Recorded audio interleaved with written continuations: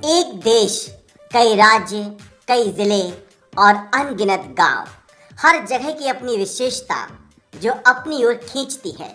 यहाँ हम कुछ ऐसे ही विभिन्न राज्यों से 5 अजब गजब गांवों के बारे में बताने जा रहे हैं।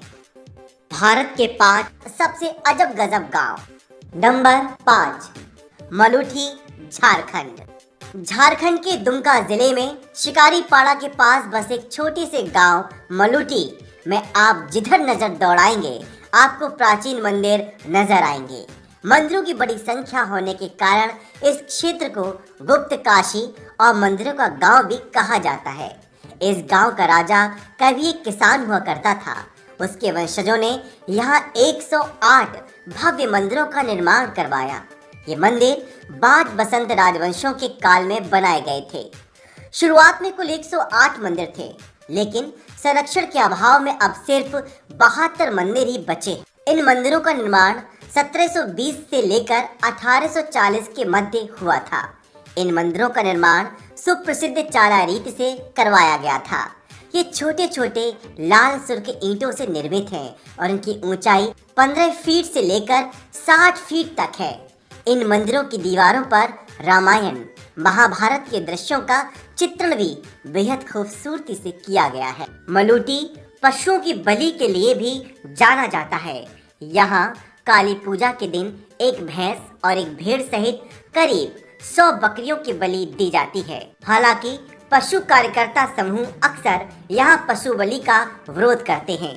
जहाँ तक बात है मंदिरों के संरक्षण की, तो बिहार के पुरातत्व विभाग ने 1984 में गांव को पुरातात्विक प्रांगण के रूप में विकसित करने की योजना बनाई थी। इसके तहत मंदिरों का संरक्षण कार्य शुरू किया गया और आज पूरा गांव पर्यटन स्थल के रूप में विकसित हो रहा है। लेकिन मूलभूत सुविधाओं के अभाव के कारण पर्यटक यहाँ रात में रुकने से घबराते हैं। मलूठी गांव में इतने सारे मंदिर होने के पीछे एक रोचक कहानी है। यहाँ के राजा महल बनाने के बजाय मंदिर बनाना पसंद करते थे और राजाओं में अच्छे से अच्छा मंदिर बनाने की एक होड़ थी। ये गांव मंदिर के गांव के रूप में जाना जाने लगा। मलूठी के मंदिरों की ये खासियत है कि ये अलग अलग समूह से निर्मित हैं। भगवान भोले शंकर के मंदिरों के अतिरिक्त यहाँ दुर्गा, काली, धर्मराज, मनसा, विष्णु आदि देवी देवताओं के भी मंदिर हैं। इसके अतिरिक्त यहाँ मौलिक्षा माता का भी मंदिर है, जिनकी मान्यता जागृत शक्ति देवी के रूप में है। ये गांव सबसे पहले ननकार राजवंश के समय में प्रकाश में आया था। उसके बाद गौर के सुल्तान अलाउद्दीन हसन शाह ने इस गांव को बाज बसंत रॉय को इनाम में दिया था। राजा बाज बसंत शुरुआत में एक अनाथ किसान थे। उनके नाम के आगे बाज शब्द कैसे लगा, इसके पीछे भी एक रोचक कहानी है। सुल्तान अलाउद्दीन की बेगम का पालतू पक्षी बाज उड़ गया और बाज को उड़ता देख गरीब किसान बसंत ने उसे पकड़कर रानी को वापस लौटा दिया। बसंत के इस काम से खुश होकर सुल्तान ने उन्हें मलूठी गांव इनाम में दे दिया और बसंत राजा बाज बसंत के नाम से पहचाने जाने लगे। नंबर 4, उपला गांव, पंजाब। ये कहानी है पंजाब के जालंधर शहर के एक गांव उपला की। इस गांव में अब लोगों की पहचान उनके घरों पर बनी पानी की टंकियों से होती है। अब आप सोच रहे होंगे कि पानी की टंकियों में ऐसी क्या विशेषता है, तो हम आपको बता दें कि यहाँ के मकानों की छतों पर आम वाटर टैंक नहीं है, बल्कि यहाँ पर शिप, हवाई जहाज, घोड़ा, गुलाब, कार, बस, बास और जाने कैसे कैसे आकारों की टंकियां हैं। इस गांव के अधिकतर लोग पैसा कमाने के लिए विदेशों में रहते हैं। गांव में खास तौर पर NRIs की कोठियों में छत पर इस तरह की टंकियां रखी हैं। अब कोठी पर रखी जाने वाली टंकियों से उसकी पहचान होती है।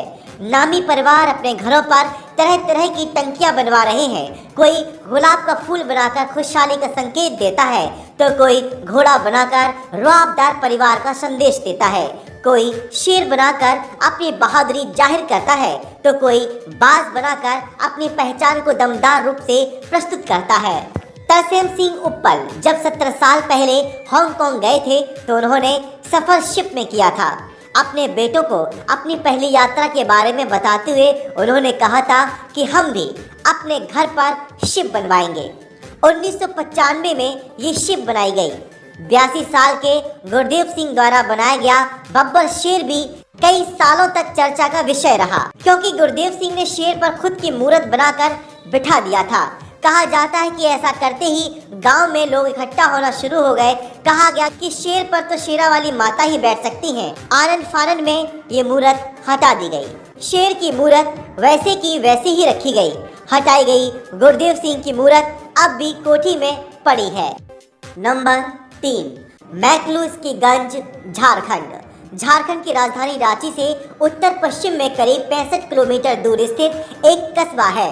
मैकलूस की गंज एंग्लो इंडिया समुदाय के लिए बसाई गई दुनिया की इस बस्ती को मिनी लंदन भी कहा जाता है। घनघोर जंगलों और आदिवासी गांवों के बीच सन 1933 में कोलोनाइजेशन सोसाइटी ऑफ इंडिया ने मैकलूस की गंज को बसाया था। 1930 के दशक में रातू महाराज से ली गई लीज की 10,000 एकड़ जमीन पर अर्नेस्ट टिमोथी मैकलुस्की नामक एक एंग्लो इंडियन व्यवसायी ने इसकी नींव रखी थी। चामा, रामदागादो, केदल, दुली, कोनका, मायापुर, महुलिया, हिसाल और लपरा जैसे गांवों वाला ये इलाका 365 बंगलों के साथ पहचान पाता है, जिसमें कभी एंग्लो इंडियन लोग आबाद थे। पश्चिमी संस्कृति के रंग ढंग और गोरे लोगों की उपस्थिति इसे लंदन का रूप देती है, तो इसे लोग मिनी लंदन कहते हैं। मैकलुस्की के पिता आयरिश थे और रेल की नौकरी करते थे। नौकरी के दौरान बनारस के एक ब्राह्मण परिवार की लड़की से उन्हें प्यार हो गया। समाज के विरोध के बावजूद दोनों ने शादी की। ऐसे में मैकलुस्की बचपन से ही एंग्लो इंडियन समुदाय की छटपटाहट देखते आए थे। अपने समुदाय के लिए कुछ कर गुजरने का सपना शुरू से उनके मन में था। वे बंगाल विधान परिषद के मेंबर बने और कोलकाता में रियल एस्टेट का कारोबार भी खूब ढंग से चलाया। कोलकाता में प्रॉपर्टी डीलिंग के पेशे से जुड़े टिमोथी जब इस इलाके में आए तो यहाँ की आबो हवा ने उन्हें मोहित कर दिया।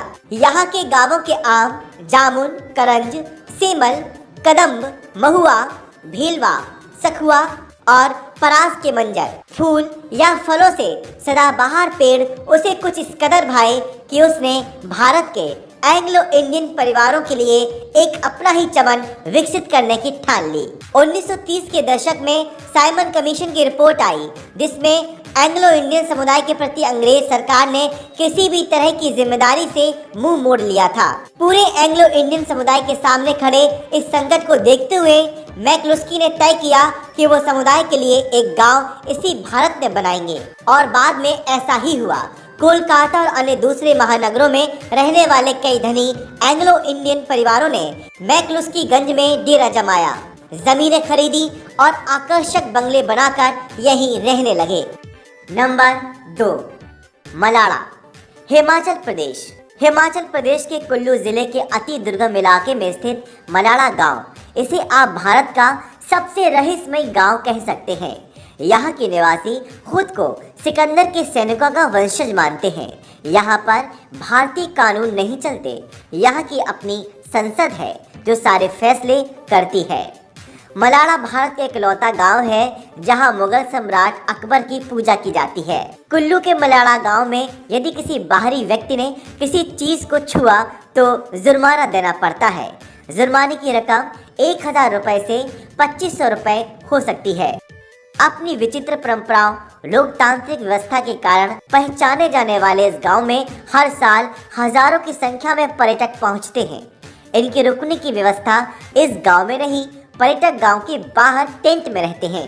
अगर इस गांव में किसी ने मकान, दुकान या यहाँ किसी निवासी को छू लिया, टच किया, तो यहाँ के लोग उस पर 1,000 रुपए वसूलते हैं। ऐसा नहीं है कि यहाँ के निवासी यहाँ आने वाले लोगों से जबरिया वसूली करते हों। मलाड़ा के लोगों ने यहाँ हर जगह नोटिस बोर्ड लगा रखा है। इन नोटिस बोर्ड पर साफ साफ चेतावनी लिखी है। गांव के लोग बाहरी लोगों पर हर पर निगाह रखते हैं। जरा सी लापरवाही भी यहाँ आने वाले लोगों पर भारी पड़ सकती है। मलाड़ा गांव में कुछ दुकानें भी हैं। इन पर गांव के लोग तो आसानी से सामान खरीद सकते हैं, पर बाहरी लोग दुकान में नहीं जा सकते हैं और ना ही दुकान को छू सकते हैं। बाहरी ग्राहकों के लिए दुकान से बाहर खड़े होकर ही सामान मांगने की प्रथा है। रुपए दुकान के बाहर रखवाने के बाद सामान भी बाहर रख देते हैं। और नंबर 1 पर है मावलियानोंग, मेघालय, जहां एक और सफाई के मामले में हमारे अधिकांश गांव, कस्बों और शहरों की हालत बहुत खराब है, वहीं एक और सुखद आश्चर्य की बात है कि एशिया का सबसे साफ सुथरा गांव हमारे देश भारत में है। ये मेघालय का मावलियानोंग गांव है, जिसे भगवान के अपने बगीचे के नाम से भी जाना जाता है। सफाई के साथ साथ इस गांव की शिक्षा भी अव्वल है।